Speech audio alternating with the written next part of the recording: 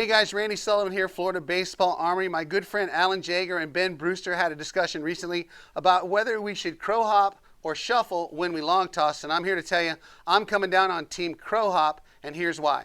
Most of you know we have this really cool Newtforce sensored mount that gives us ground reaction force data linked to 200 frames per second video. The green line is Z-force. That's how hard you're pushing straight into the ground. The red line is forward and back force. When you're pushing back towards second base, it's positive. And when you're stopping your momentum forward, it's negative.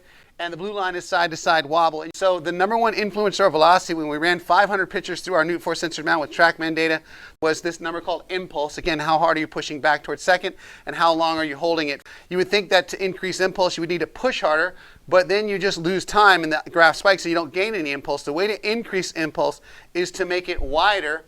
And the way you make it wider is with these two muscles called the gluteus medius and minimus, the little glutes. And the way you activate them is to hinge your back leg. And when you do, you tilt the pelvis. So the key is keep the pelvis tilted longer to make impulse wider.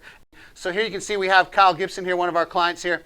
And you can see he goes out and his hips and shoulders are tilted in parallel. That keeps his abdominals at optimal link so he can transfer the energy to his upper body. And now you can see on his Newtforce, he has a little bit of drift here, so he's starting to gain impulse. And then when he gets to right here, impulse turns on. 60.31 pound-seconds is a pretty good impulse.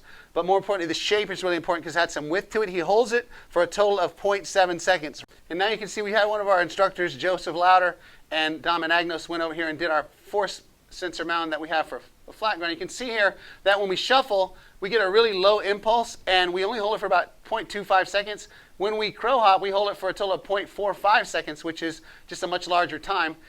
But it makes it real clear that when you crow hop, you hit your hinge, you turn on your little glutes, gluteus medius and minimus, and you get your shoulders to tilt and go parallel instead of be flat. And so we're big fans here of the crow hop when we long toss.